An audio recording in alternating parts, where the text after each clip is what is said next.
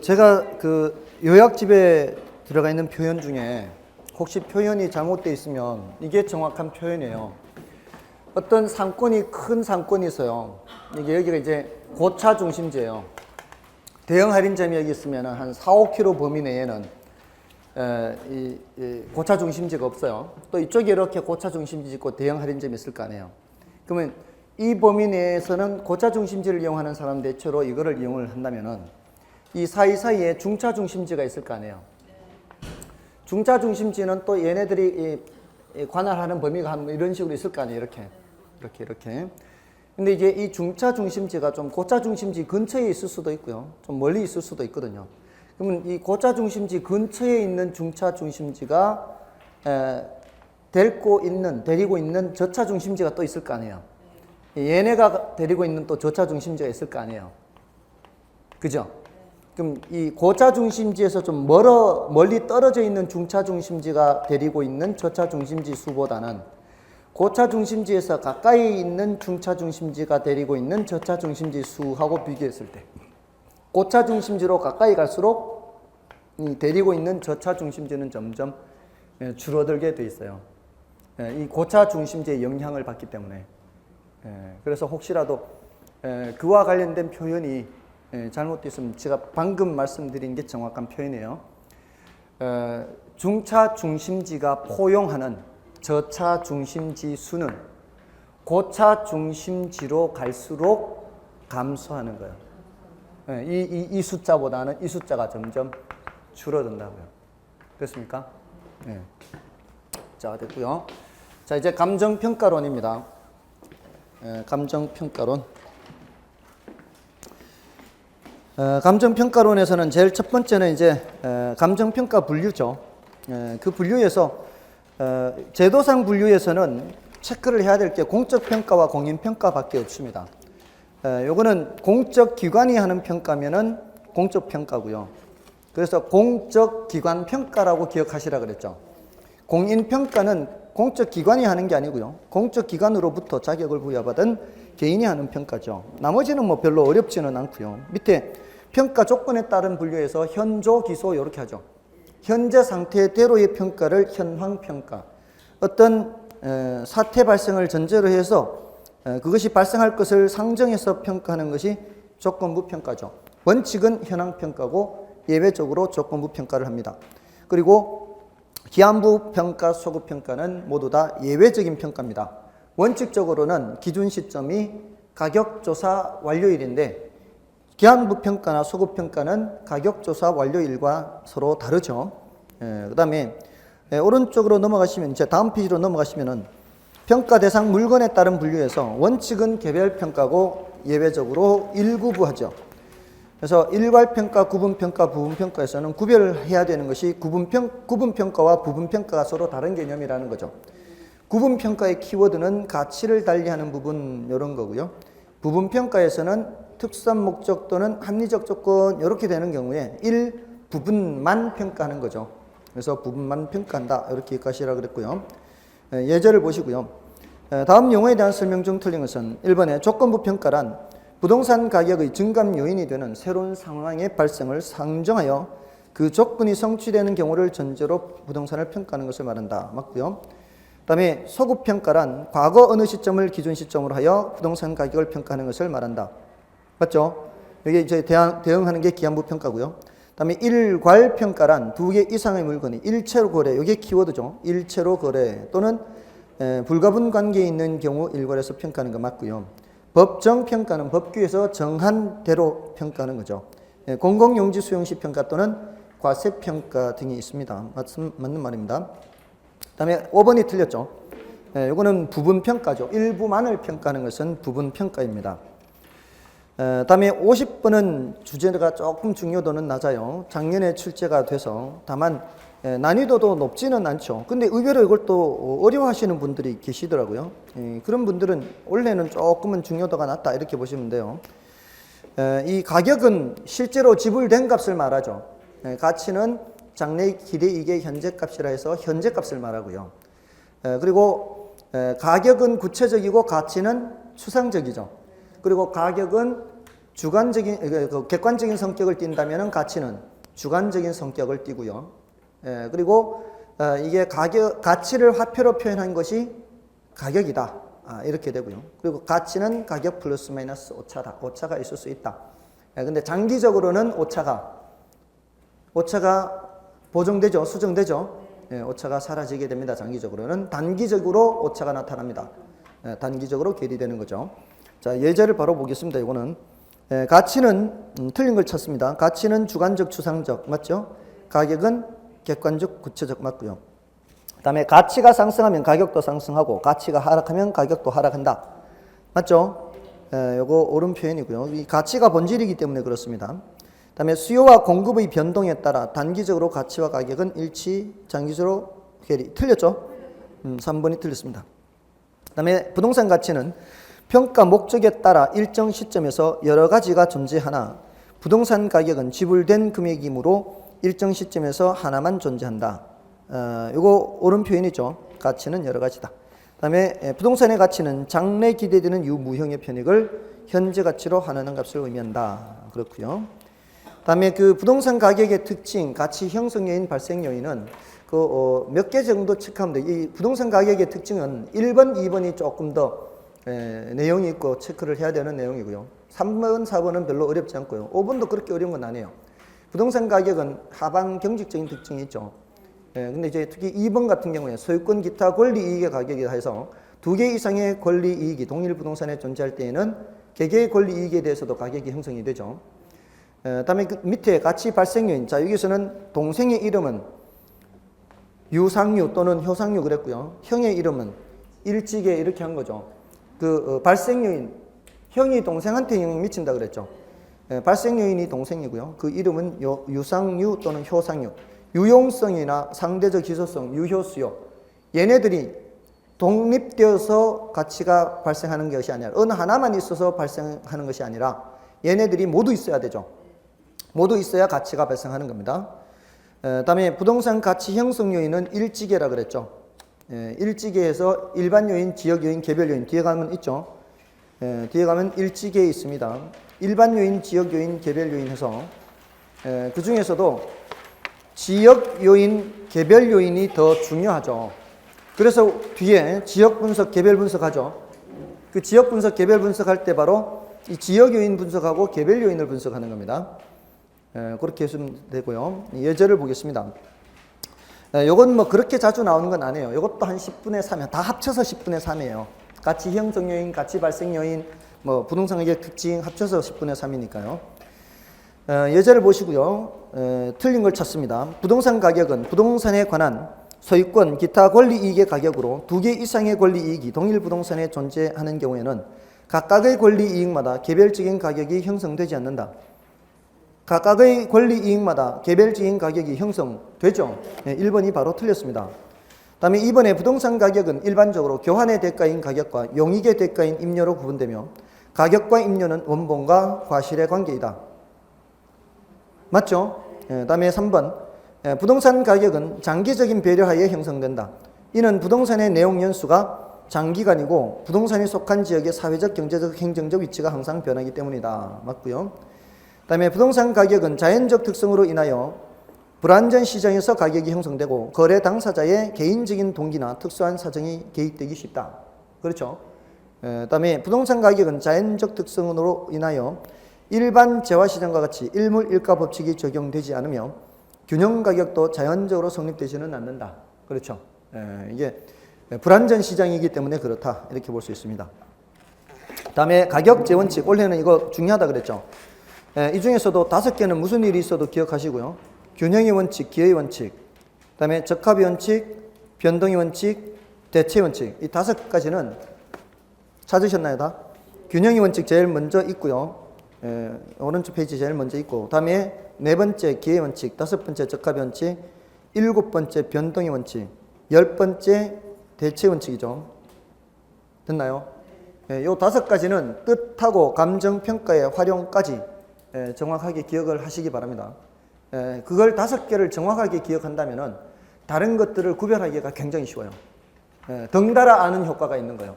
어설프게 알게 되면은 다 모르죠. 다 헷갈릴 거 아니에요. 어설프게 알면. 예, 차라리 그거보다는 그러면은 5개 다 찍어야 되는 상황이 올 수도 있잖아요. 근데 일부라도 확실하게 알면은 5개 주문 중에 하나만이라도 확실하게 알면은 운 좋게 그것이 정답이 될 수가 있고요. 혹시라도 그게 정답이 아닐지라도 4개 중에 찍으면 되죠. 5개 중에 찍는 것보단 낫지 않을까요? 그럴 거 아니에요. 그러니까 우리는 공부라는 게 5개 지문을 다 정확하게 알고 찍는 경우는 그렇게 많지 않아요, 사실은. 둘 중에 헷갈리다가 좀 이거 아닌가 이렇게 해서 맞추는 것도 꽤 되거든요. 근데 사람들이 둘 중에 헷갈리다가 찍어서 틀리면은 찍기만 하면 틀린다 그러고, 그렇게 해서 맞춘 거는 생각 안 해요. 그렇게 맞춘 거는 자기가 실력으로 맞췄다고 생각하고, 찍어서 틀린 것만 찍으면 틀린다고 생각하죠. 자신에 대해서는 사람들이 굉장히 마음이 넓어요. 아무튼 5개라도 확실하게 기억하는 게 중요한 거예요. 아셨죠? 그건 뭐 제가 체크만 해드리고요. 그거는 이제 여러분이 확인하시고요. 문제를 풀면서 좀 확인해 보겠습니다. 예제에 부동산 가격의 재원칙에 대한 다음 설명 중 가장 바르게 설명한 것은 1번에 부지와 건물 등 구성 요소 간의 적응 상태를 분석하는 것. 자, 부지와 건물이죠. 부지와 건물은 부동산의 외부 요인일까요? 부동산의 외부 요인이 아닐까요? 외부 요인이 아닙니다. 이거는 건부지와 건물이죠. 부지와 건물 사이의 관계는 기능적 감가에 적용되는 내부 요인입니다. 그래서 적합의 원칙이 아니에요. 틀렸습니다. 지금 바르게 설명한 걸 찾는 겁니다.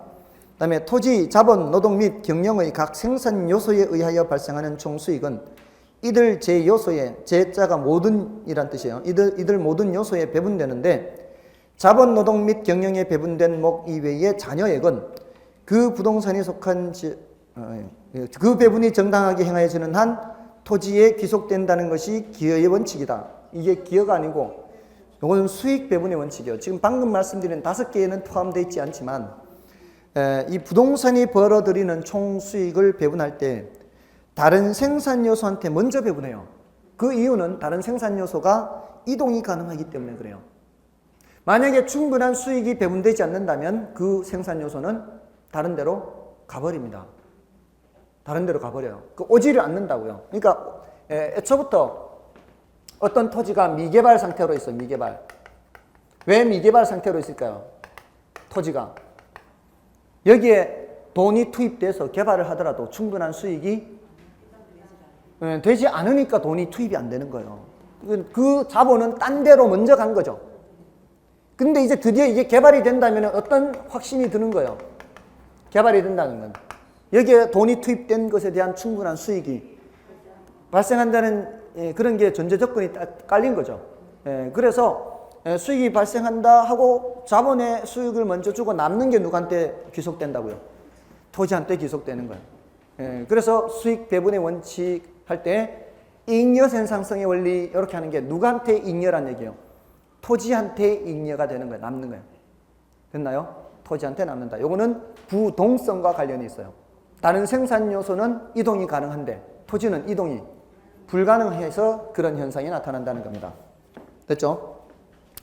그래서 2번 틀렸고요. 그 다음에 3번에 부동산의 유효성이 최고도로 발휘되기 위하여는 그 부동산에 속한 지역의 환경에 적합하여야 한다는 원칙이 주변 환경에 적합해야 된다는 게 적합의 원칙이죠. 인근 환경에 적합해야 된다는 거. 그 5개 정확하게 알아야 됩니다. 정확하게 알아야 구분이 되는 거예요. 그 다음에 4번 초과 이윤은 경쟁을 야기하며 경쟁은 결국 초과 이윤을 감소 또는 소멸시킨다는 것은 경쟁의 원칙이지 수익체 정체감 원칙은 아니죠. 틀렸고요. 그 다음에 부동산의 가격도 일반 재화와 마찬가지로 가치 형성 요인, 아까 일지계에 있죠. 그 중에서도 특히 지역 요인, 개별 요인, 그 가치 형성 요인의 변화에 따라 상호 인과관계의 변동 과정에서 형성된다는 것이 변동의 원칙이다. 5번이 맞죠. 그러니까 그 5개 원칙을 정확하게 안다면은 지금 5번이 옳다는 걸 알 수 있다는 거죠. 5번이 옳다는 걸 정확하게 안다면은 다른 원칙을 몰라도 이 정답은 맞출 수 있다는 겁니다. 그렇게 하시고요. 근데 원래 이거 중요하다고요. 왜냐하면 작년에 출제 안 됐어요. 근데 거의 이게 해마다 한 문제씩 나오던 문제거든요. 거의 해마다 한 문제씩 나오던 게 작년에 안 나왔다는 얘기는 원래 상당히 비중이 높다는 얘기입니다. 중요도가. 다음에 지역 분석, 개별 분석도 원래 중요한 이유가 이게 한 10분의 7 정도 되는 문제예요. 10분의 7 정도 되는 문제인데 작년, 재작년 계속 안 나왔어요. 그럼 이제 나올 때가 됐다 이 말이거든요. 그래서 요건 근데 또 어렵지도 않아요. 그러니까 그 밑에 그 지역 분석과 개별 분석의 관계 있죠. 그 관계를 비교하는 게 한 반 정도 출제가 되고요. 그 위에 지역 분석의 대상을 묻는 게 반 정도가 돼요. 그러니까 인근 지역은 어떤 지역이냐, 유사 지역은 어떤 지역이냐, 동일 수급권은 뭐냐 이렇게 묻는 그걸 묻는 게 반 정도 출제되고 밑에 비교하는 게 반 정도 출제되는데 별로 어렵지 않은 이유가 그 지역 분석, 개별 분석에서는 지역 분석이 먼저 하는 거고 개별 분석이 나중에 하는 거고 지역 분석은 그 전체적 거시적이고 개별 분석은 국지적 미시적이고 또 지역 분석은 표준적 사용 판정하는데 개별 분석은 최유효 이용 판정하고요. 또 지역 분석은 가격 수준, 개별 분석은 가격 이런 식으로 이렇게 비교를 해서 묻는데 자리를 바꿔 넣는 거거든요. 자리를 바꿔서 많이 묻기 때문에 찾기가 어렵지 않습니다. 그리고 위에 지역 분석의 대상에서도 인근 지역은 대상 부동산이 속해 있는 지역이잖아요. 그래서 대상 부동산의 가격 형성에 직접 영향을 미치는 지역이고 그리고 그 요건이라는 게 용도적 기능적으로 동질성을 가져야 돼요. 그러니까 도시기획상의 용도 지역과 일치하는 것은 아니고요. 그리고 인근 지역의 지역 특성이 대상 부동산의 가격 형성에 직접 영향을 미쳐야 되고 종합 형태로서의 지역 사회보다는 적습니다. 그러니까 종합 형태로서의 지역 사회는 여러 기능들이 다 결합되어 있는 상태거든요. 그거는 짬뽕으로 되어 있는 상태이기 때문에 인근 지역이라고 할 수가 없어요. 용도적 기능적으로 구분이 돼야 돼요. 다음에 유사 지역은 인근 지역과 유사한 지역 특성을 가진 지역으로서 대상 부동산이 속해 있지 않는 지역이죠. 그리고 지리적 원근은 불문입니다. 따지지 않습니다. 유사 지역은 가까이 있을 수도 있고 멀리 있을 수도 있다는 얘기예요. 그리고 용도적 기능적으로 유사하여 대체성을 가지며 모두 비슷해야 돼요. 가격 면에서도 비슷해야 된다 그랬죠. 그래서 저도 집을 알아보러 다닐 때 이 동네도 알아보고 뭐 강동 쪽으로 또 저 은평구 쪽으로도 알아봤지만 대치동은 아예 안 간다고요. 그거는 아예 가격 수준이 벌써 더블이요, 더블. 이거는 유사 지역 자체가 될 수가 없기 때문입니다. 가격도 비슷해야 되고요. 다음에 자 거기 이제 하나만 더 추가한다면 유사 지역에서 유사 지역을 왜 분석할까요? 우리가 유사 지역을 분석하는 이유가 뭘까요? 인근 지역의 지역 특성을 보다 분명히 알기 위해서 하는 것도 있어요. 인근 지역의 지역 특성을 보다 분명히 알기 위해서. 자, 우리가 어떤 거를 비교할 때 어느 하나만 놓고 비교하는 거면 얘를 알고 싶어요. 예를 들어 우리 옷을 사잖아요. 옷. 티셔츠 사잖아요. 티셔츠 사는데 티셔츠예요. 얘가 다른 거하고 어떤지 서로 비교해 보면 훨씬 더 잘 알 거 아니에요. 얘를. 그러기 위해서 얘를 함께 비교한단 말이에요. 뭔 뜻인지 아시겠죠? 얘의 특성을 보다 분명히 알기 위해서 얘를 비교하는 게 있고요. 또 여기에서 인근 지역에서 사례를 구할 수 없을 때는 어디까지 가야 되니까? 유사 지역까지 가야 되니까 그것 때문에도 유사 지역을 비교하고요. 그래서 그것 때문에 이제 이렇게 유사 지역을 비교하는 겁니다. 그다음에 동일 수급권은 대상 부동산과 대체 경쟁 관계가 성립하고 가격 형성에 있어서 서로 영향을 미치는 관계에 있는 부동산이 존재하는 거죠. 이게 뭐예요? 수요 공급 범위를 말하는 거예요. 수요 공급. 그러니까 대체 경쟁 관계가 있다는 게 이 물건 아니면 저 물건, 저 물건 아니면 이 물건이 존재하는 그 범위잖아요. 이걸 벗어나면은 그는 대체 경쟁 관계가 없다라고 보는 겁니다. 그래서 동일 수급권을 파악을 하고요. 사례를 구하더라도 동일 수급권 범위 내 유사 지역에서 사례를 수집해야 돼요. 그것 때문에 동일 수급권도 분석하는 겁니다. 자, 이제 예제를 좀 보시고요. 개별 분석은 당해 지역의 표준적 이용의 장래 동향을 명백히 하고 지역 분석은 지역적 특성에서 당해 부동산의 최유형 판정. 이 벌써 바뀌어 있죠. 그다음에 지역 분석은 개개 부동산의 가격을 판정하는 것을 말하며 이것도 벌써 바뀌었죠. 개별 분석은 가격 수도 바뀌어 있고요. 부동산 감정 평가에 있어 지역 분석이 중요시 되는 이유는 부동산의 가격은 그 부동산의 최유효 이용을 전제로 하여 파악되는 가격을 기준으로 당해 부동산의 최유효 이용을 판정하기 때문이다. 이건 틀렸죠? 이거는 최유용 판정하는 건 지역 분석에서 하는 것은 아닙니다. 그다음에 범위와 분석 방법상으로는 지역 분석은 부분적, 국지적, 개별 분석은 지역적 이거 바뀌어 있고요. 그다음에 지역 분석에서 사용되는 유사지역은 특성이 인근 지역과 유사하여 인근 지역과 가격 면에서 대체 관계가 성립될 수 있는 지역을 말한다. 이게 옳은 표현이죠. 네, 5번이 옳은 겁니다. 다음에 밑에 감정평가 3방식에서는 이 용어들을 익혀 두셔야 됩니다. 3방식, 비교방식, 원가방식, 수익방식이고 각각 시장성, 비용성, 수익성에 근거하고요. 그 다음에 6개 방법, 거래사례비교법, 가격 구하는 방법 일단 먼저 체크하는 겁니다. 거래사례비교법, 원가법, 수익환원법 이렇게 됐죠? 다음에 공시지가 기준법이라고 하는 게 있는데 이거는 그 이론적으로 3방식 6방법에는 안 들어가지만 공시지가 기준법은 감정평가 규칙에 있어요. 이거는 원가 방식, 비교 방식, 수익 방식 이 세 가지 방식 중에 어느 방식에 속하는 걸까요? 공시지가 기준법은 여기에 들어가는 거예요. 여기 비교 방식, 비교 방식에 들어가는 거예요. 왜냐하면 비교 방식은 비중 가격을 구할 때 사사시 지계면 하죠. 사례 가격에서 출발해서 사정 보정하고 시점 수정하고 지역 요인 비교하고 개별 요인 비교하고 면적 비교 하잖아요. 이거는 비중 가격 구할 때 그렇게 하죠.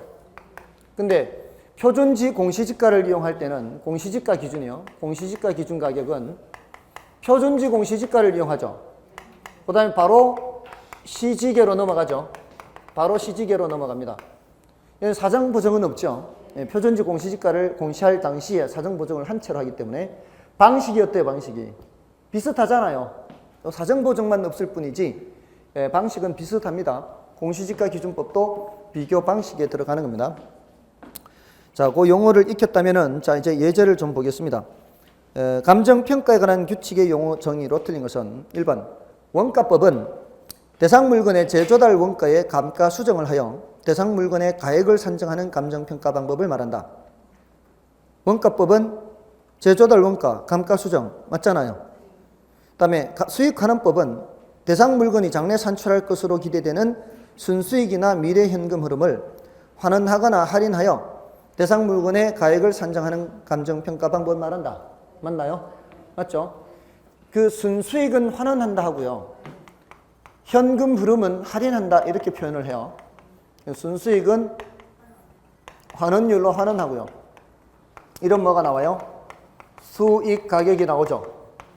근데 미래 현금 흐름이라고 돼 있죠. 미래 현금 흐름. 이 미래 현금 흐름은 매년의 현금 흐름을 다 예측을 해야 돼요.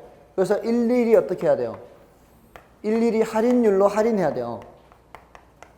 그래서 이렇게 다 더하면 이게 뭐예요? 또 수익 가격이 나오는 거예요. 어떤 게 더 복잡해요? 이게 더 복잡하죠? 우리 시험에서는 이거 딱 한 번밖에 출제 안 됐어요. 이것도 할인 현금 수지 분석법이라 그래요. 딱 한 번 출제됐어요. 딱 한 번. 우리 수준에는 안 맞다 이 말이에요. 우리 수준은 딱 요거. 요렇게 하는 거를 직접 하는 법이라 그래요. 그러니까 이런 게 있다는 정도만 알아도 이게 꼭 미래 이거는 예상되는 1년치 순수익이에요. 앞으로 예상되는 1년치 순수익만 계산해서 다른 기간 동안은 똑같다고 가정을 해버리는 거예요. 근데 이거는 매년의 걸 다 예측을 해야 되기 때문에 더 어려워요. 그죠? 그래서 우리는 딱 요 수준이에요. 수준. 그래서 이 중에서도 환원율에 대해서 90%가 여기서 출제돼요. 요거 10%, 요거 90%. 수익환원법에서 출제가 되면 거의 대부분 환원율에서 출제가 돼요. 2번 맞는 말이고요. 그 다음에 3번은 시장 가치는 대상 물건이 통상적인 시장에서 충분한 기간 동안 공개된 후 그 대상 물건의 내용에 정통한 거래 당사자 간에 신중하고 자발적인 거래가 이루어지는 경우 성립될 가능성이 가장 높은 가액을 말한다. 맞죠? 제가 이거 말씀을 드릴 때마다 여러분들 민법 말씀을 드렸죠. 민법에서 의사와 표시가 불일치하면 안 되고 사기 강박이 있으면 안 되고 하자 있는 의사 표시 있으면 안 되죠. 그리고 경박, 무경험, 궁박, 무경험, 경솔 이러면 안 되죠. 불공정 행위도 안 되고 맞잖아요. 보세요. 통상적인 시장에서 맞잖아요. 충분한 기간 동안 거래 공개된 후 이 소리는 너무 긴 시간도 아니고 너무 짧은 시간도 안 돼요. 그리고 정통한 거래 당사자죠. 정통한 거래 당사자여야 되는데 무경험, 경솔 이러면 안 되잖아요. 그리고 신중하고 자발적인 거래가 있어야 하잖아요. 신중한데 뭐 이렇게 갑작스럽게 하고 뭐 이렇게 하면 안 되잖아요. 자발적인 거래가 있어야 되는데 사기강박하면 안 되죠. 사기강박은 자기 자발적인 거래가 아니잖아요. 예, 그런 상태에서 이루어질 때 성립될 가능성이 가장 높은 가치가 바로 무슨 가치다? 시장 가치예요. 그렇게 생각하면 돼요. 예, 그다음에 적산법은 기존 시점에 있어서 대상 물건의 가격을 기대 이율로 곱하여 적산법은 적산임료 계산하는 방법이죠. 10년 동안 얘는 딱 한 번 이렇게 출제가 됐어요. 기초 가격 곱하기 기대 이율 더하기 필요 재경비 공식 정도 출제가 된 적이 있어요. 예, 여기서 기대 이율로 곱하여 산정한 금액에 사정보정 등을 가하여 임료를 산정. 사정보정 얘기가 없죠? 사정보정 얘기는 어디 있어요? 여기 있죠, 여기. 비준 임료 계산할 때요. 예, 사정보정이 지금 나와야 될 자리에는 저기밖에 없다고요. 비교 방식에서만 나오는 얘기예요. 사정보정은 사정보정은 비교 방식에서 나오는 얘기예요. 그래서 적산임료 설명이 틀렸어요. 적산법 설명이 틀렸어요. 4번이 틀린 겁니다. 그 다음에 거래사례 비교법은 대상 물건과 가치 형성 요인이 같거나 비슷한 물건의 거래 사례와 비교하여 대상 물건의 현황에 맞게 사정 보정 시점 수정 가치 형성 요인 비교. 가치 형성 요인이 뭐예요? 지역 요인 개별 요인을 말하는 거예요. 일지계 중에서도 특히 지역 요인 개별 요인 비교 등의 과정을 거쳐 대상 물건의 가액을 산정하는 평가 방법을 말한다. 맞죠? 거래 사례 비교법 맞습니다. 자, 이 3방식의 내용들을 꼭 이렇게 해 두시고요. 다음에 그 3방식의 내용이 틀릴 수가 있어요. 그러니까 비준 가격, 적산 가격, 수익 가격 얘네들이 이론적으로는 일치하거든요. 이론적으로 장기적으로는 일치해요. 결국은 얘네들은 일치해야 되거든요. 만약에 적산 가격이 8억이다. 근데 수익 가격이 10억이다. 이러면은 사람들이 어떤 행동들을 할까요? 수익 가격이 10억이고 적산 가격이 8억이다 그러면 사람들이 어떤 행동을 할까요? 얼른 만들어야죠. 빨리 돈 들여서 만들어야죠. 이 소리가 뭔 소리야? 만드는 데는 8억 들고 만들어서 임대료 수입으로 얻을 수 있는 이익은 10억이란 얘기예요. 그럼 빨리 주문 넣어서 만들어 달라 그래야지. 그래서 이거 가지고 세놓고 해야 되죠. 만드는데 8억이고 버는 거는 10억 버니까. 그러면은 만드는 그 주문을 많이 넣으면 많이 넣을수록 물건은 점점 많이 늘어날 거 아니에요. 그러면 임대료 수익은 떨어질 거고 원가는 올라가겠죠. 업자들한테 주문 넣는 사람이 많을수록 이제는 그 값이 안 된다 그러겠지. 이제 돈 더 줘야 된다 그러겠죠. 그러니까 얘네들이 어떻게 될 거라고요? 같아질 거라고요. 언젠가는 장기적으로 가면. 근데 우리는 그때까지 기다릴 수 있어요, 없어요? 없다고요. 평가는 지금 해야 된다고. 그러니까 이론적으로 장기적으로 일치하는데 현실적으로는 이게 일치하지 않잖아요. 현실적으로는 불일치하고 우리는 같아질 때까지 기다리고 있으면 돼, 안 돼? 안 된다고요. 그러니까 현실적으로 불일치한 걸 이용을 해서 평가를 내릴 수밖에 없다고요. 그래서 해야 되는 작업이 시산가액을 조정하는 거라고요. 조정. 자, 이렇게 시장가액 조정할 때는 산술평균 하면 된다, 안 된다? 산술평균 하면 안 된다. 예, 가중치를 달리해서 해야 된다. 예, 그런 얘기를 하는 거예요. 다음에 55번 올해는 주경하다고요. 거래사례비교법. 55번 올해 중요한 이유가 작년에는 거래사례비교법 출제가 안 됐어요. 출제가 안 되고 해마다 한 문제 정도는 출제된단 말이에요. 원래 3방식이니까 비교방식 한 문제, 원가방식 한 문제, 수익방식 한 문제인데 작년에 비교방식 출제가 안 됐다고요. 그러니까 출제 가능성이 높아요. 그리고 작년에 원가방식에서 계산이 2문제나 출제됐어요. 원가법, 그 정액법 계산하는 거예요. 정액법하고 제조달 원가 계산하는 게 2문제나 출제됐기 때문에 올해는 출제 가능성이 훨씬 낮아졌어요. 그럼 어디를 봐야 돼요? 거래사례비교법 계산 문제나 수익하는법 계산 문제를 더 주의해서 봐야 돼요. 계산 문제에서는. 네, 그리고 이런 문제는 다 어느 정도는 출제되는데 2년 연속 어떤 한 파트가 출제 안 된 경우는 별로 없어요. 이론이든 계산이든 2년 연속 안 되지는 않는단 말이에요. 그러니까 원래 거의 거래사례비교법은 거의 나온다고 봐야 돼요. 그러니까 좀 더 거래사례비교법은 요걸 요약된 것도 보시지만 문제도 조금 더 풀어보시고 하시라는 말씀이에요. 그거는 이제 거래사례비율법 비준 가격을 계산하는 거죠. 비준 가격을 비사사시지계면 한다 그랬죠. 사사시지계면. 그래서 요 각각에 대해서 이론적인 파트가 있단 말이에요. 여기 지역요인 비교와 개별요인 비교가 이제 이론적으로는 같은 거고요. 그게 지금 그 밑에 적용해서 나오는 거죠. 그 사례 선택 기준, 여기 이론이에요. 사례를 선택할 때는 어떤 기준으로 선택하라고요? 사시지계 또는 위물시사 이렇게 하는데 위치유사성이 지역요인 비교 가능성을 말하는 거예요. 디귿의 위치유사성이 지역요인 비교 가능성, 그다음에 리을의 물적 유사성이 개별요인 비교 가능성을 말해요. 그러니까 순서대로 생각하면 돼요. 순서대로 사례 선택 기준은 요거 사례를 어떤 기준으로 선택하느냐? 사시지계 수정 가능성을 보고 선택해라 이렇게 되는 거예요. 뒤에 수정 작업을 해야 되니까. 뒤에 수정 작업을 할 수 있는 자료를 못 구하면은 선택하면 돼, 안 돼요? 선택하면 안 된다 이 뜻입니다. 그다음에 사정보정은 원칙적으로 어떻게 해요? 사례분의 사정보정뿐만이 아니에요. 밑에 전부 다 사례분의 대상이에요. 사례분의 대상인데 이게 100분의 100이거든요. 의외로 이게 쉬운데 사람들이 이걸 잘 못하고 이제 어려워하는데, 자 보세요. 만약에요, 이게 문제가요, 이게 반드시 사례 대상 이렇게 안 나와요. 사례가 1억 800만 원에 거래됐는데 900제곱미터예요. 근데 이거는 인근의 표준액지보다는 좀 비싸게 거래됐대요. 그래서 인근의 표준액지가 얼마인지 봤더니만 표준액지가 제곱미터당 9만 원이에요. 제곱미터당 9만 원이에요. 자, 그러면 지금 이게 사례밖에 없죠. 대상이란 말이 없죠. 그럼 얘를 대상으로 잡으면 돼요. 얘를 대상으로 잡으면 된다고. 아시겠어요? 그리고 표준지가 만 원인데 사례가 지역요인 비교할 때, 개별요인 비교할 때 표준지 가격은 만 원이고요.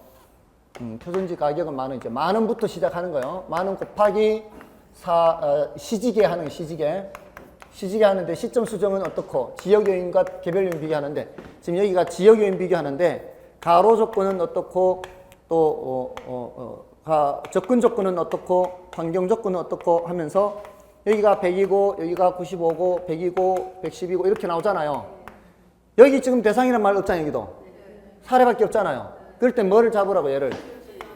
이거 이게 죄송합니다. 이게 대상. 이때는 이제 사례가 없는 거죠. 이때는 사례가 없고 대상밖에 없잖아요. 그럴 땐 얘를 사례로 잡으면 되고, 여기는 사례란 말만 있고 대상이 없잖아요. 그땐 얘를 뭐로 잡으면 되고, 얘를 대상으로 잡으면 되고, 이렇게 하시라고. 뭔 뜻인지 아시겠죠? 그러면은 웬만한 건 다 해결이 돼요. 아시겠죠? 항상 사례분의 대상인데 둘 중에 하나는 알려준단 말이에요. 대상을 알려주면 안 알려준 다른 놈을 사례라고 잡으면 되는 거고요. 사례를 알려주면 알려주지 않은 다른 놈을 대상으로 잡아서 계산하면 돼요. 됐죠? 그래서 100분의 100을 기준으로 계산을 하면 된다고요. 그 다음에 시점 수정이라고 할 때는 시점 수정하는 방법이 지수법을 알려줄 때가 있고요. 근데 이건 잘 안 알려요. 지수법으로는 잘 안 해요. 변동률법을 주로 많이 하거든요. 특히 토지에는 변동률법을 해요. 변동률법에서는 이제 집가상승률이 5%다, 마이너스 3%다 이렇게 준단 말이에요. 이러면은 시점 수정치가 어떻게 되고요? 시점 수정치가 1.05 이렇게 되는 거예요. 5%를 더해서. 1에서 더한 숫자를 해야 되거든요. 할증이 되기 때문에. 이때는 마이너스 3%죠. 그럼 1에서 마이너스 3%라는 뜻이에요. 그러니까 0.97 이렇게 된다고. 1 마이너스 0.03에서. 됐나요? 이러면 별거 아니라고요.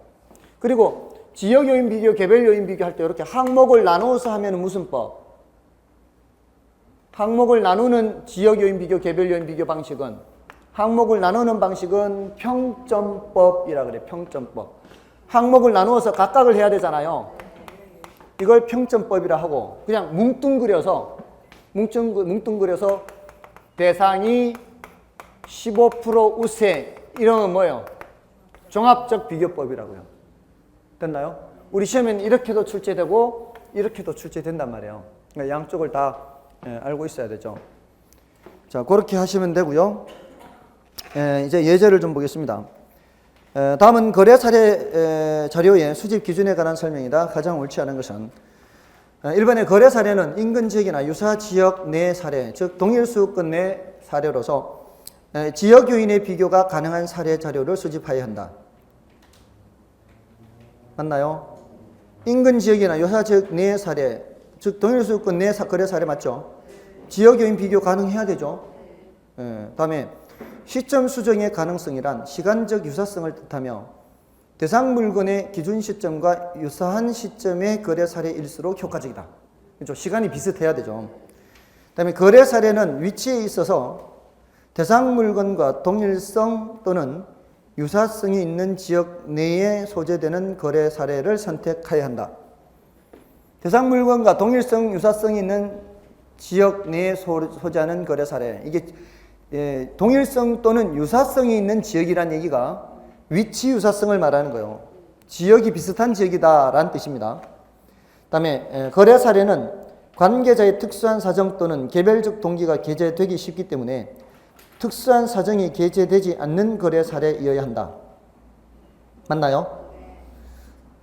다음에 대상 물건과 개별 요인의 비교가 가능해야 하며 거래 사례는 대상 물건과 상호 대체의 경쟁 관계가 성립되고 가격은 상호 관련이 유지되어야 한다. 비교해야 할 수 있어야 되고요. 대체 경쟁 관계 있어야 되죠. 가격은 상호 관련이 유지돼야 돼요. 비슷해야 돼요. 맞습니다. 틀린 게 뭐가 틀렸는가 하면은 4번이 틀렸어요. 4번. 자, 보세요. 지금 여기 사정보정이라는 게 있죠. 이거 사정보정 아닌가요? 이 사정보정이라는 게 왜 있나요? 왜 있어요? 이 단계가. 혹시라도 얘가 사정이 개입된 사례라면 수정하란 의미로 들어와 있는 거 아닌가요? 그러면 이 자리에 사정이 개입된 사례가 올 수도 있다는 얘기잖아요. 사정이 개입된 사례가 올 수도 있다는 얘기죠. 그렇기 때문에 4번이 틀린 거예요. 특수한 사정이 게재되지 않는 사례이어야 하는 것은 아니라고요. 사정이 개입된 사례가 올 수 있기 때문에 이런 단계가 있는 거라고. 뭔 뜻인지 아시겠어요? 그게 우리나라하고 미국하고 차이점이에요. 미국은 애초부터 여기 이해가 올 수 없어요. 미국은 처음서부터 여기 올 수 없어요. 근데 우리나라는 미국은 그런 사례가 올 수 없기 때문에 사정 보정이라는 것 자체를 안 해요. 처음서부터 그런 사정이 개입된 거를 뽑으면 안 되기 때문에. 근데 우리는 뽑을 수는 있게 해놓고 수정을 하게 한 거예요.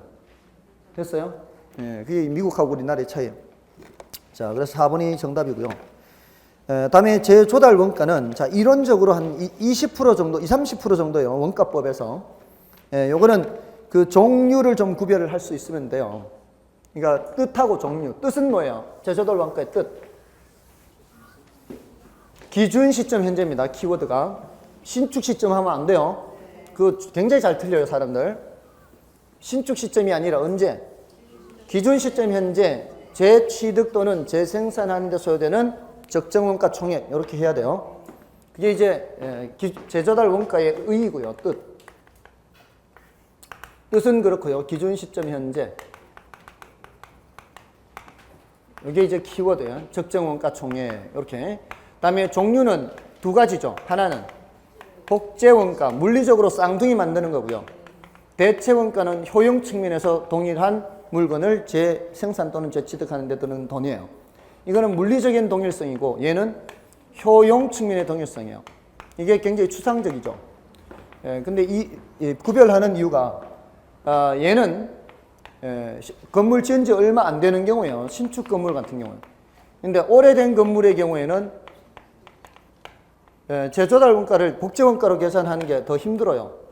왜냐하면 오래된 건물은 자재를 구하기도 힘들고요. 그 공법을 아는 사람을 구하기도 힘들어요. 그래서 오래된 건물은 이렇게 하는데 가장 큰 차이점이 얘는 효용 측면에서 똑같은 걸 만들기 때문에 이미 기능 면에서 똑같은 정도로 계산을 해요. 그래서 이미 기능적으로 감가가 반영이 되어 있어요. 그래서 감가 수정할 때 그러니까 재조달 원가 빼기 감가 수정해서 적산가격 구하죠.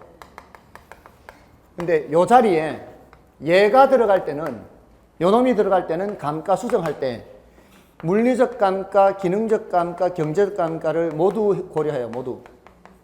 근데 대체 원가가 여기 들어갈 때, 뒤에 감가 수정할 때 물리적 감가와 경제적 감가만 고려해요.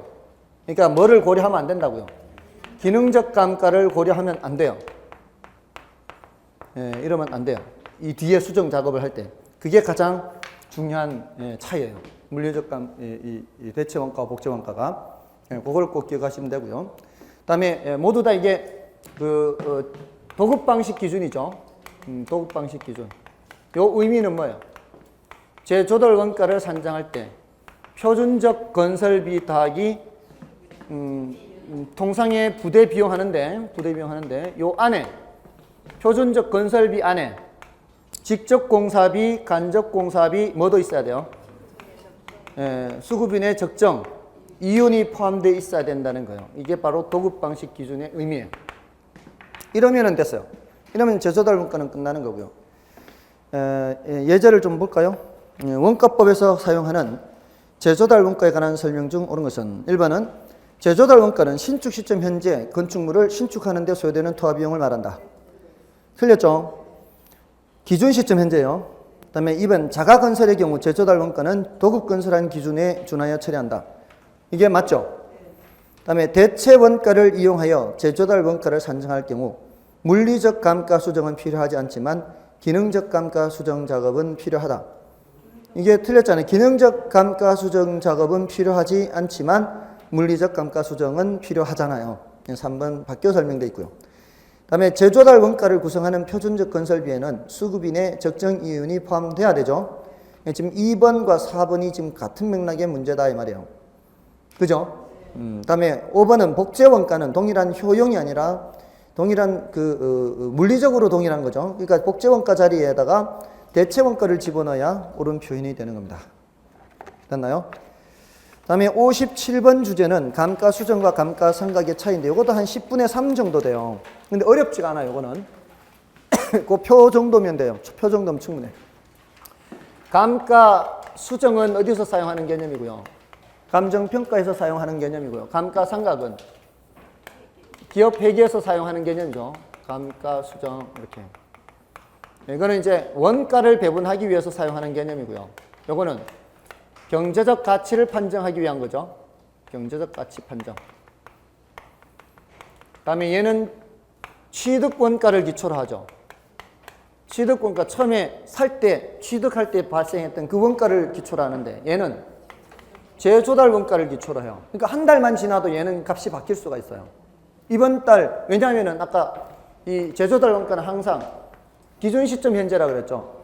한 달만 지나도 이 재조달 원가는 바뀔 수가 있어요. 근데 취득 원가는 역사적 원가라 그래요. 예전에 취득할 때 발생한 원가이기 때문에 얘는 절대로 바뀌지 않아요.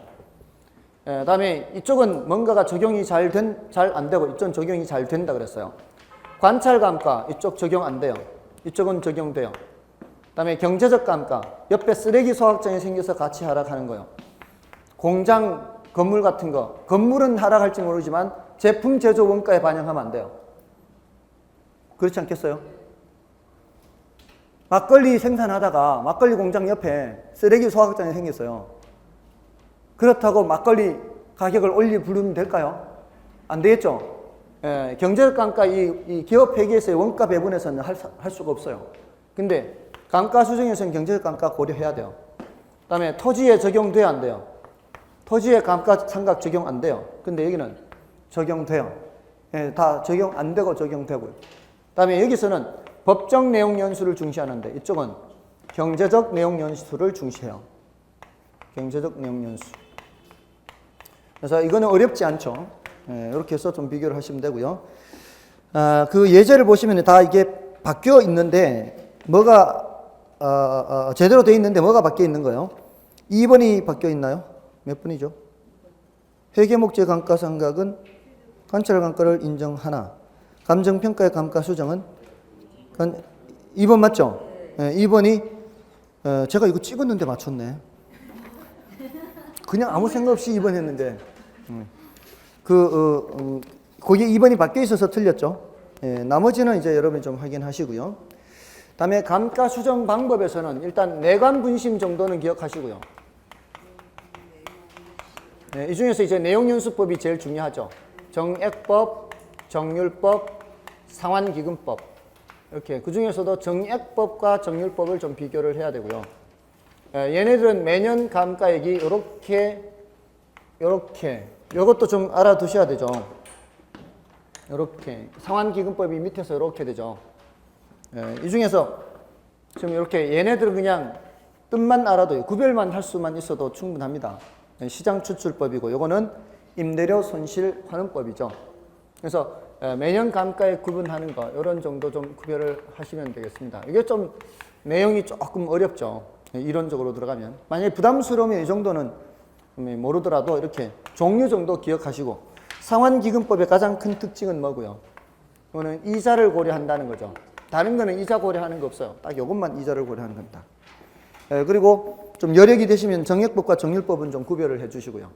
어떤 게 더 간편한 방법이에요?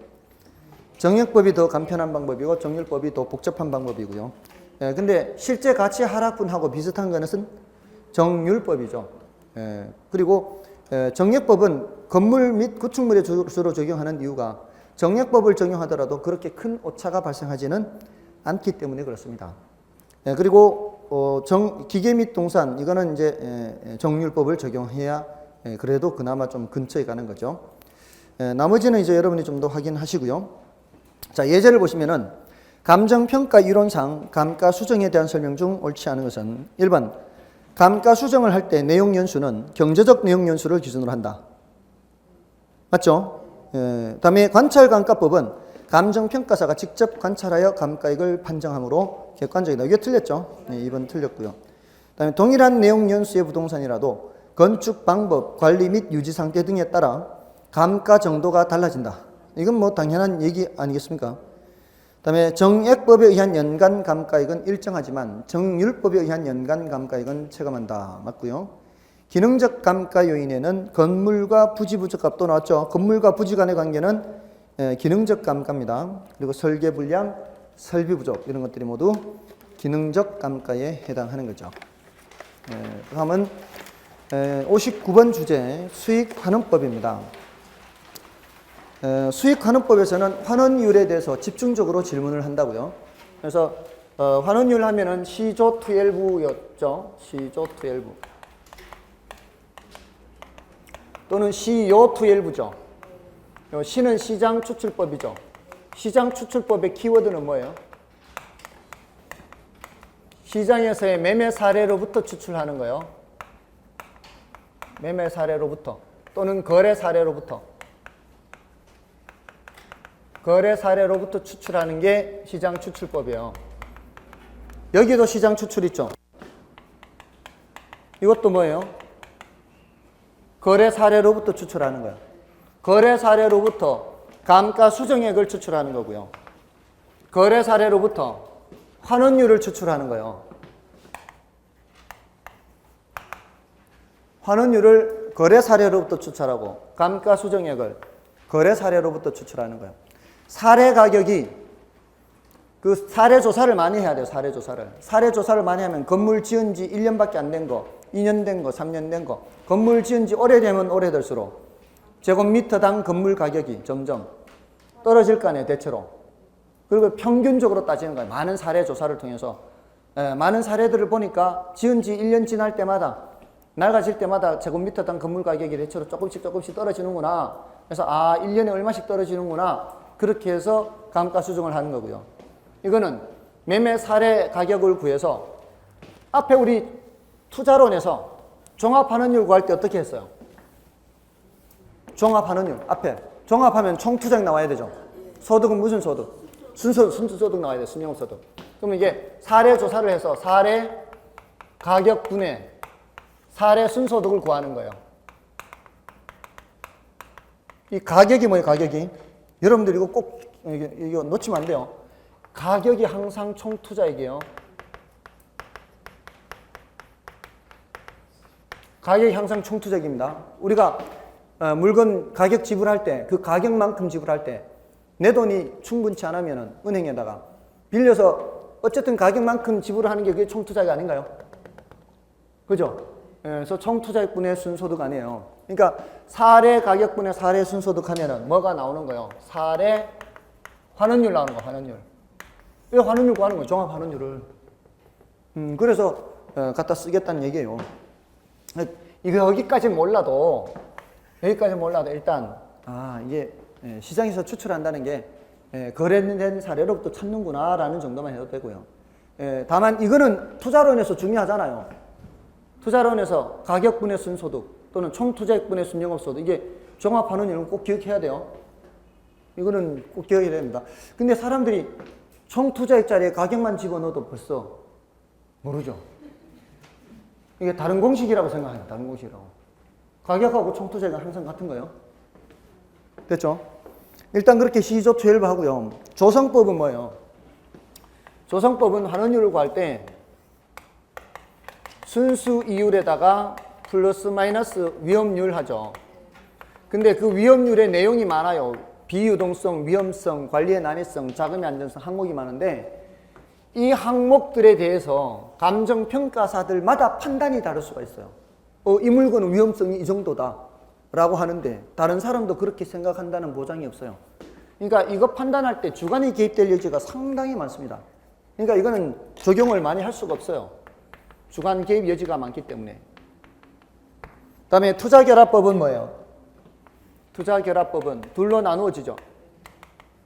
물리적 투자결합법, 금융적 투자결합법 나누죠. 물리적으로 나눌 때는 토지, 건물 나누죠. 금융적으로 나눌 때는 지분, 저당 이렇게 나눈다고요. 그래서 물리적 투자결합법은 토토, 건건 이렇게 하고요. 금융적 투자결합법은 지지, 저저 이렇게 한단 말이에요. 근데 이게 중요도가 높단 말이에요. 이거 나왔어요. 이미 부저저도 나왔고요. 그러니까 지지, 저저, 부저저 이렇게 하는데 부채 감당법은 환원율을 어떻게 구해요? 부저저 하잖아요. 부저저. 근데 토토 근거는 이미 출제가 됐고 쉽기도 해요. 토지 건물은 금방 눈에 띄잖아요. 자료를 보면은 눈에 띄어요. 근데 지지저저와 부저저는 저저가 같은 부분에 이게 저저가 같기 때문에 저저 가지고는 구별이 안 돼요. 그럼 뭐 가지고 구별해야 돼요? 요 부채 감당률이나 지분 배당률 가지고 구별해야 돼요.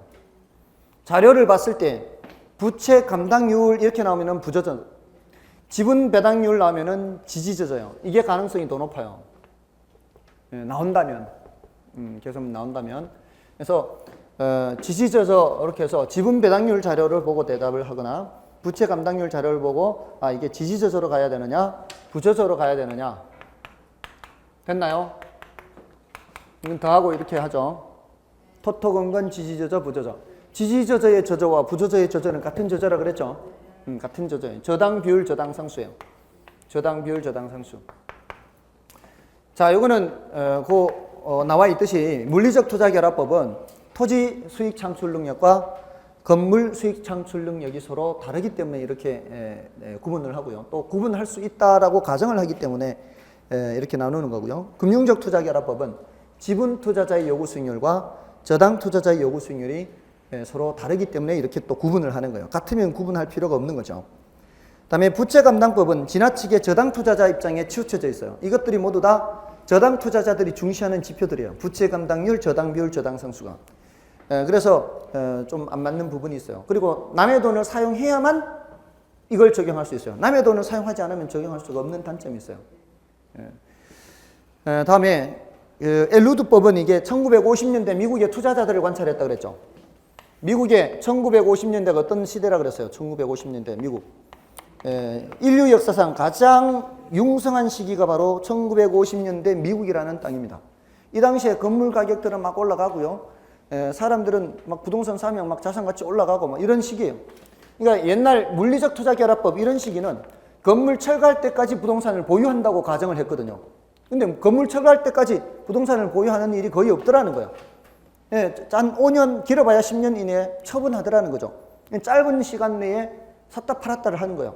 그러니까 그 시간 동안에 부동산 가치는 오히려 올라갈 수도 있는 거예요. 이렇게 건물 철거할 때까지 가져가면 대부분은 건물 가격 때문에 살 때보다 낡아지는 게 보통이거든요. 조금은 떨어지는 게 보통인데 아무튼 토지 가격이 올라가는 거 있다 할지라도 그런 거거든요. 근데 짧은 시간 동안에는 가치가 오히려 올라갈 수도 있어요. 그래서 이 사람은 가치 변화를 고려해야 된다. 이거를 고려를 했고요. 또 사람들이 자기 돈만으로 투자하는 사람은 없더라. 대부분 대출 받더라. 대출 받으면 가유순전후에서 이 사람이 매년 손에 잡는 거는 순영업 소득이 아니고 세전현금 수지로 손에 잡아요. 부채 서비스를 갚아야 되니까. 그러니까 이 사람이 주목한 것은 세전현금 수지를 주목한 거예요. 대신 세전현금 수지 계산할 때 이자만 빼는 게 아니고 원금 이자를 같이 빼죠. 부채 서비스 간에. 근데 한 5년간 원금 이자 조금씩 원금을 갚았단 말이에요. 그럼 원금을 갚은 만큼은 나중에는 안 갚아도 되잖아요. 그거를 지분 형성분이라 그래요. 내 것이 되었다 이 뜻이에요. 형성됐다. 내 것이 형성된 만큼을 고려해야 된다. 그래서 요 세 가지가 환원율에 영향을 미치는 것으로 공식을 만든 사람이 엘우드라는 사람이 그 시대 상황을 보고 대답을 하면 되는 거예요. 50년대 미국. 그래서 그런 얘기가 나오는 거예요. 근데 공식이 너무 복잡해서 아예 써드릴 수가 없고요. 다음에 그 오른쪽 페이지 맨 위에 자본 회수율은 기간 말 재매도 가격과 기간 초 매수 가격과의 관계에서 다음에 세 가지가 성립한다. 요 소리는 뭔가 하면은 이게 사실은 환원율 하면은 여러분들 이거를 놓치면 안 돼요. 환원율은 뭐 더하기 뭐라는 거예요. 수익률 더하기 회수율. 꼭 이걸 기억해야 돼요. 이거는 할인율과 같습니다. 항상 수익률과 할인율은 같아요. 수익률과 할인율 같습니다. 회수율을 왜 고려할까요? 회수율을 왜 고려해요? 내가 투자한 원금이 줄어들기 때문에요. 제가 지난번에 치킨집 차린다 그랬었죠. 치킨집 차리는데 내가 처음 1억 투자했는데 5년 뒤에 5천밖에 건지지 못할 것 같으면 내가 매년 1,000만 원 받아가지고는 1,000만 원만 벌어가지고는 원금 회수하는 것밖에 안 되죠. 그때는 수익에 해당하는 돈과 5년 동안 5천만 원 까먹는 거 생각해서 매년 손에 잡는 돈은 수익에 해당하는 돈만 잡아서는 안 되고 원금 회수하는 돈도 잡아야 된다 그랬죠. 이게 플러스 1,000만 원, 1년에 1,000만 원, 5년간 5천만 원을 회수하려면은 예를 들어 내가 매년 500만 원씩 5%, 1억에 5%의 수익률도 고려해야 되지만 매년 10%의 회수도 해야 된다. 5년간 50% 까먹기 때문에. 이렇게 해서 손에 얼마는 잡아야, 손에 1,500원 잡아야 나는 사실 똔똔이나 다름없다. 이게 왜 고려해야 된다고요? 내 원금이 줄어들기 때문에 고려하는 거잖아요. 근데 내가 샀는 부동산이 오히려 가치가 올라갈 때는 그건 나한테는 좋은 거라 그랬죠. 가치가 올라가는 건 나한테 좋은 거라 그랬죠. 그때는 여기가 마이너스 회수율이 된다고요. 가치가 떨어지기 때문에 플러스 회수율을 고려하는 거고요. 가치가 올라갈 때는 오히려 좋은 거예요. 그때는 회수율이 마이너스 회수율이 되는 거예요. 그래서 기억에 재매도 가격이 매수 가격보다 크다는 얘기가 뭐예요? 가치가 재매도 가격이 매수 가격보다 크다는 건 가치가 올라가는 거죠. 그럴 때는 자본 회수율이 0보다 작아지는 거예요. 아시겠어요? 그걸 반대로 생각하면 되는 거예요. 반대로. 그러니까 디귿이 보통 우리가 생각하는 거예요. 재매도 가격이 매수 가격보다 작다는 얘기는 가치가 하락하는 거죠. 가치가 하락할 때 저렇게 자본 회수율이 0보다 크게 되는 거란 말이에요. 됐나요? 근데 살 때 가격과 팔 때 가격이 똑같으면은 자본 회수율은 0이 되는 거죠. 다음에 그 수익환원법 계산할 때 사용하는 산식이에요. 그거는 그러니까 계산 문제에 좀 자신이 있으신 분들만 보세요. 그 계산 문제에 자신이 있으신 분들만. 기본적으로 계산 문제는 어떻게 해요? 수익 가격은 뭐 나누기 뭐다? 순수익 나누기 환원율이다. 그러니까 문제에서 수익 가격을 물으면은 여러분은 머릿속에 이걸 빨리 또 올리고 이걸 딱 올리고요. 문제에서 환원율을 알려주면 어떻게 하고요? 패스하고요? 아니면은 풀고요? 그럼 땡큐. 문제에서 환원율을 알려준 거는 땡큐예요. 왜? 나는 뭐만 하면 돼요? 순수익만 구하면 되는데 순수익 계산하는 건 너무 쉽거든. 가유순전을 하면 되거든요. 환원율 계산하는 게 골치 아픈데 환원율을 알려줬다는 얘기는 땡큐. 그죠? 그러면 환원율을 안 알려줬으면 어떡해? 그럼 고민해야지. 패스할지 말지. 텁텁건건지지저 부조저 이렇게 해서 환원율을 쉽게 구할 수 있으면 푸는 거고, 근데 환원율이 잘 안 보인다 그러면 패스하는 거죠. 맞잖아요. 그렇게 의사결정을 하도록 미리 준비가 돼 있어야 된다고. 자, 그렇게 하고요. 예제를 보겠습니다. 자본 환원율의 결정 방법에 관한 다음 설명 중 가장 거리가 먼 것은 1번 조성법은 대상 부동산에 관한 위험을 여러 가지 구성 요소로 분해하고 개별적인 위험에 따라 위험 할증률을 더해감으로써 자본 환원율을 구하는 방법이다. 맞나요? 개별적인 위험에 따라 위험 할증률을 더해가는 거 맞죠? 그러니까 아까 위험률 이거 있잖아요. 지금 어떤 걸 설명하는지 이걸 보면 되는 거예요. 그래서 1번은 맞고요. 그 다음에 2번은 시장 추측법은 대상 부동산과 유사한 최근의 매매 사례로부터 자본 환원율을 찾아낸다. 맞죠? 물리적 투자결합법은 소득을 창출하는 부동산의 능력이 토지와 건물이 서로 다르며 분리될 수 있다는 가정에 근거한다. 맞죠? 그 다음에 엘루드법은 매 기간 동안의 현금 수지, 기간 말 부동산의 가치 상승 또는 하락분, 가치 변화분을 말하는 거고요. 보유 기간 동안의 지분 형성분의 세 요소가 환원율에 미치는 영향으로 구성되어 있다. 맞죠? 그게 세전 현금 수지라고 하면 더 정확하긴 한데요. 그냥 현금 수지라고 해서 틀린 건 아닙니다. 그 다음에 금융적 투자결합법은 저당 투자자의 요구 수익률과 지분 투자자의 요구 수익률이 동일하다는 데 착안하여 투자 자본을 금융적 투자 창출면에서 구분하고 있다. 동일하면 구분할 필요가 없죠. 그래서 틀린 거고요. 다음에 60번 주제는 10분의 3입니다. 60분은 10분의 3. 그래서 이거 토지는 공시지가 기준, 건물은 원가법, 임료는 임대사례비교법, 그 다음에 토지와 건물 일괄할 때는 거사비, 산림은 원칙적으로 산지와 임목을 구분해서 평가하되 임목은 거래사례비교법을 적용한다. 산지와 임목의 일괄의 평가가 가능한 경우에는 거래사례비교법을 하고요. 과수원 거사비, 공장재단 수익환원법이요. 그 공장재단은 원칙적으로 개별자산 합산인데 계속 수익이 예상되는 경우 일괄해서 평가할 때는 수익환원법이고, 그 외에 강업재단이나 강업권, 어업권, 그 기업 활동과 관련되는 것들은 전부 다 수익환원법이라 그랬죠. 무형자산도 전부 다 뭐고요? 수익환원법, 뭐 이렇게 보면 되겠습니다. 그 예제를 보시고요. 감정평가에 관한 규칙상 물건별 평가에 대한 설명 중 틀린 것은 토지평가는 대상 토지와 동일 또는 유사한 표준지의 공시지가를 선택하고 시점 수정 등 필요한 조정을 하여야 한다. 토지는 표준지 공시지가 선택하고 해야 되죠. 맞고요. 건물의 평가는 거사비가 아니고 건물의 평가는 원가법이죠. 맞나요? 건물만 거래하는 경우는 거의 없기 때문입니다. 그래서 원가법이고요. 그다음에 건물과 토지를 일괄해서 평가하는 경우에는 거사비죠. 지금 집합건물 4번 지문에 집합건물의 소유 및 관리에 관한 법률에 의한 구분 소유권의 대상이 되는 건물 부분과 그 대지 사용권을 일괄하여 평가하는 경우, 이것도 토지 건물 일괄입니다. 그럴 때는 뭐예요? 거사비예요. 거사비. 다음에 산림은 산지와 임목을 일체로 한 가격의 산정이 가능한 경우에는 이를 일괄하여 평가할 수 있죠. 이때는 무슨 법? 일괄 평가할 수 있는데 이때는 무슨 법으로 일괄해요?